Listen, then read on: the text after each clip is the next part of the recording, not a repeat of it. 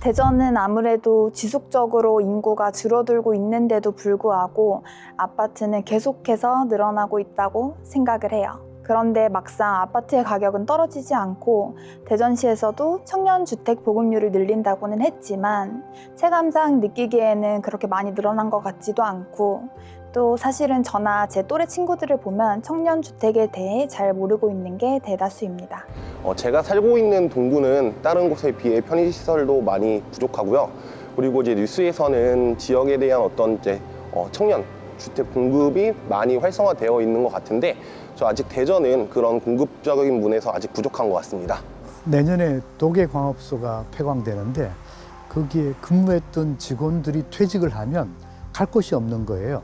이분들이 뭐 도계에 정이 들었으니까 살고 싶어도 아파트 살던 건 비워줘야 되고 그런데 새로 들어갈 공간은 없고 그러다 보니까 자연적으로 이렇게 외부로 나갈 수밖에 없는 그런 구조죠. 지금 기존에 있는 행복주택이나 제주개발공사에서 하는 뭐 임대주택 같은 경우에는 되게 좀 노후된 주택들이 많아요. 행복주택 같은 경우에는 뭐 좀 외곽지로 많이 빠지거나 뭐 함덕이나 봉계나 이런 쪽으로 빠져가지고 교통편이 좀 많이 좀 안 좋거든요. 처음에 이제 청년마을 사업을 시작하고 이제 참여자들을 모집을 하게 됐었는데 첫 해에 내려왔던 참여자들 중에 거의 한 80% 이상이 지역에 남고 싶다는 의사를 밝히는 모습을 저희가 보게 되었어요. 근데 사실 지역에는 빈집도 많고 유휴 공간이 굉장히 많기는 하지만 이런 외지에 사람들이 들어왔을 때 점유할 수 있는 공간이 없거든요. 이제 친구들이 머물고 싶은데 있을 수 있는 곳이 없다. 이런 얘기를 듣게 되었고 그때 당시 이제 행정안전부에서 청년마을 공유주거 조성 사업이라는 걸 진행을 했었는데 이런 의견들을 저희는 충분히 반영을 해서 이제 그 목적성을 가진 공간을 가지고 사업 계획서를 좀 제출을 하게 됐고 선정이 되어서 조성이 되게 된 공간입니다.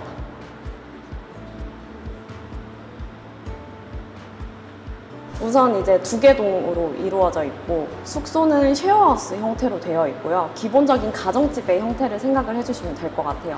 그래서 공용으로 사용할 수 있는 키친과 거실 공간이 있고 2인 1실로 사용할 수 있는 개인 생활 공간이 갖춰져 있는데 선택적으로 공용의 시간을 보내거나 따로의 시간을 보낼 수 있는 이런 공간들을 좀 구상을 하게 되면서 숙소 공간을 지금의 형태로 만들게 되었고요. 한 층에 4명씩, 그래서 성화객잔에는 최대 이제 한 번에 8명의 인원이 수용이 가능하고 읍에도 동일한 구조이기 때문에 저희는 최대 16명까지의 인원을 수용할 수 있습니다.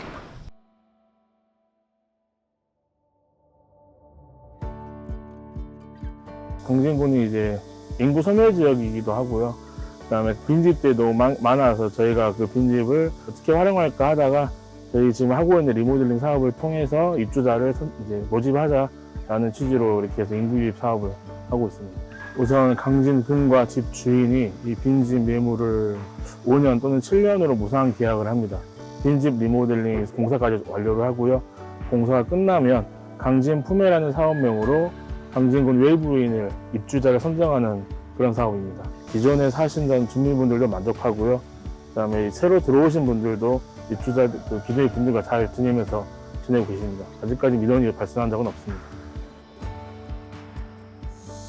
강진에 좀 집이 없어서 임대료가 비싼 편이라고 들었는데 임대료 부분이 해결되다 보니까 좀 안정이 되고 좀 생활하는데 여유가 있어서 좋습니다. 옛날 집이라서 걱정했는데 리모델링이 깔끔하게 돼 있어서 신축집 못지않게 사는데 전혀 불편함 없고 정말 추천하고 인구가 증가하는 데 좀 도움이 됐으면 하는 바람에 주변 사람들한테 많이 알려줄 계획입니다. 네, 우리 제비마을은 권역 사업을 하던 게 있었거든요. 창조적 마을 만들기 사업이라고. 그 사업의 일환으로 선진지견학을 제주도 아방마을을 다녀왔어요. 거기에서는 육지에서 제주도로다가 유학을 시키는 그런 제도가 있더라고요. 그래서 그거를 우리가 모티브를 삼아서 우리 마을에도 타 시군에 있는 학부모 가정들을 이주를 하도록 해보면 안 될까 해서 그걸 짓게 됐는데 14가구를 지었어요. 그래서 지금 16명이었던 학생 수가 불과 3년 사이에 56명으로 늘었어요. 그래서 완전히 학교와 마을을 살리게 되었답니다.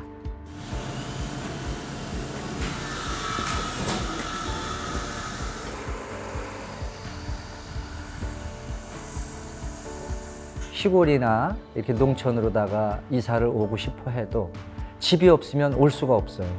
그걸 우리가 저렴한 임대료로다가 타 시군에 있는 학부모들을 이렇게 모시는 거죠. 모시면은 이제 그분들이 여기 오셔갖고 지금까지 너무 행복하게 살고 있어서 너무 좋습니다. 네.